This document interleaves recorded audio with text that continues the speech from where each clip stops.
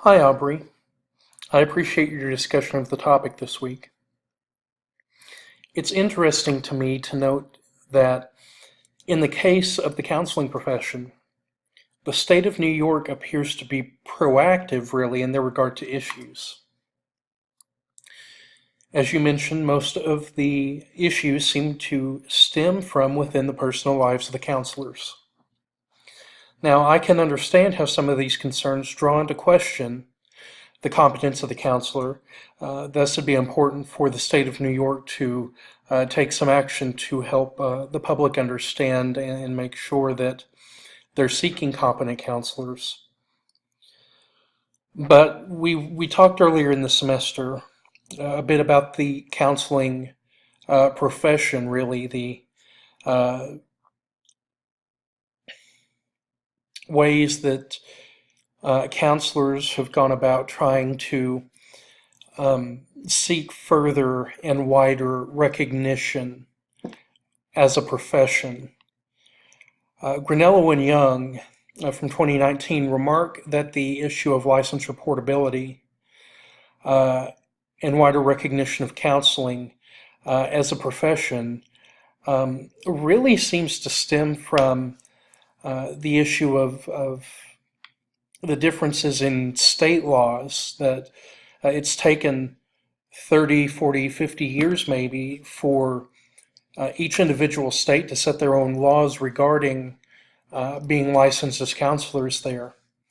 When we were in Chapter 2 earlier this semester of Rimley and Herlihy, we talked about some things that states tend to look for before, they may consider issuing licenses for counselors. Things such as standards of knowledge or things like that that led to the creation of the American Counseling Association and the ACA's Code of Ethics in 2014.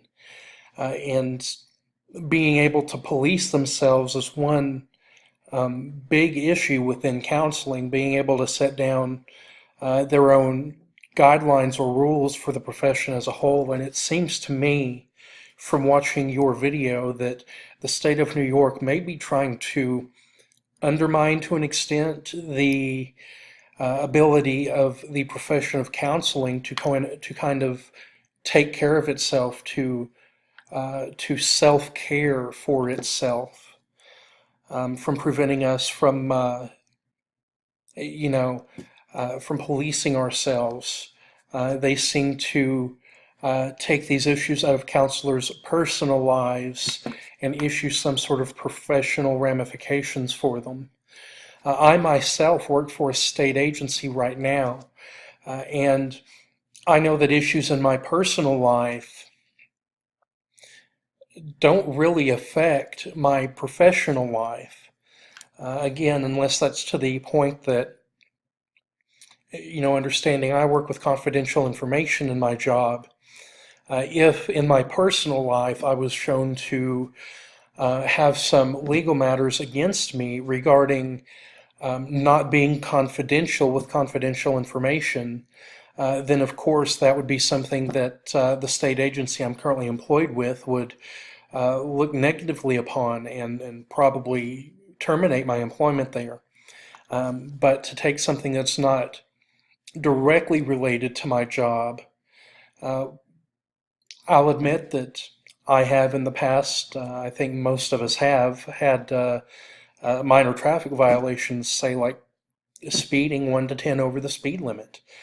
And for the state of New York to take some sort of issue against counselors to whom that happens, it seems like New York may be a little,